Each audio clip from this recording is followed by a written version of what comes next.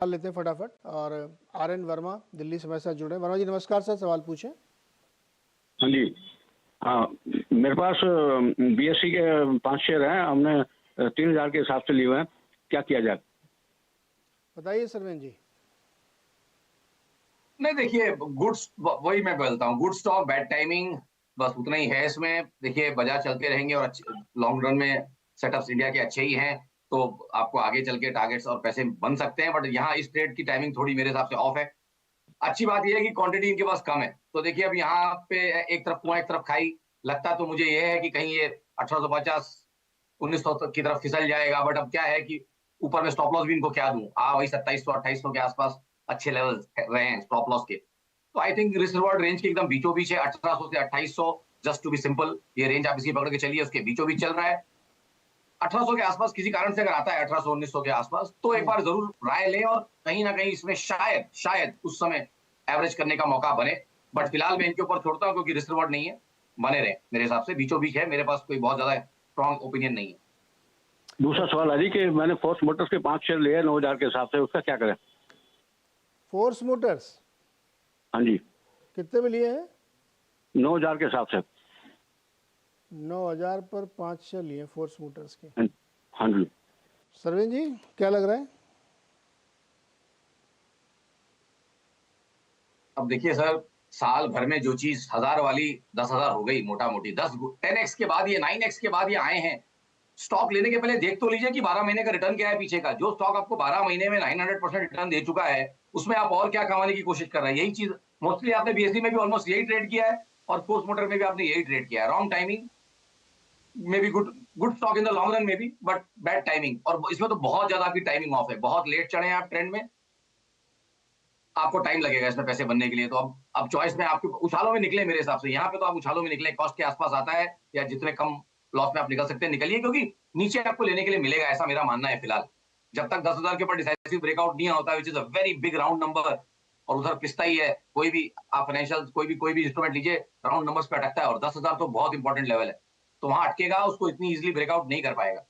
तो उछालों में निकले, और आई थिंक 6,000 6,500 के आसपास आइडली मिलना चाहिए। अगर 12-18 महीने का पेशेंस है, करेक्शन में आपको वहां मिलेगा। ही 38% रिट्रेसमेंट भी आया तो 6,500 के आसपास उनको मिल जाएगा लेने के लिए। तो भाई उछालों में इस पे से निकल जाइएगा फोर्स मोटर्स से। अच्छा ट्रेड नहीं है अभी यहाँ पे, रिस्क रिवार्ड फेवर में नहीं है। अगला सवाल है संजय कुमार मिश्रा का दिल्ली से। संजय जी नमस्कार, सवाल पूछिए सर। नमस्कार सर जी।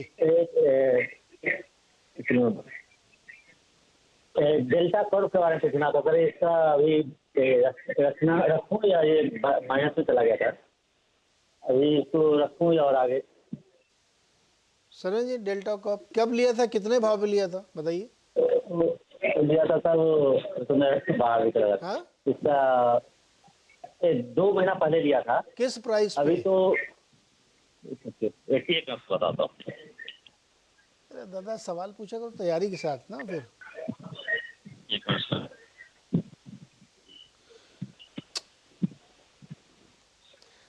छोड़िए सर, रहने दीजिए।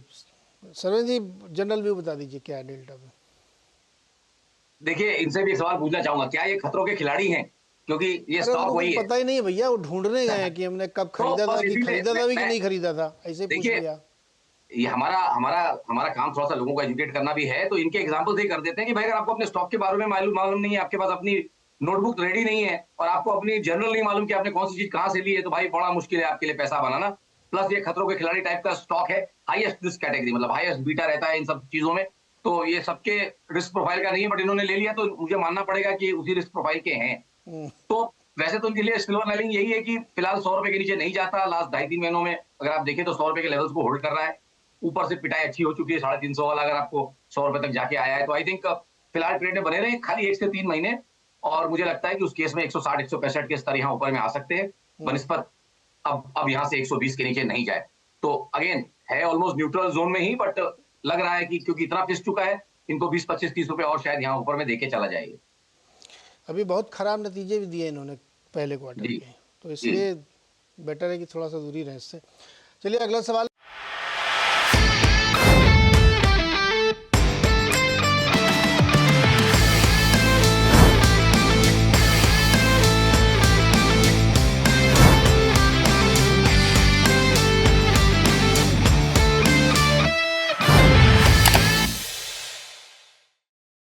बता दें कि मनी कंट्रोल पर दिए गए विचार एक्सपर्ट्स के अपने निजी विचार होते हैं।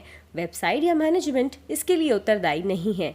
यूजर्स को मनी कंट्रोल की सलाह है कि कोई भी निवेश निर्णय लेने से पहले सर्टिफाइड एक्सपर्ट की सलाह लें।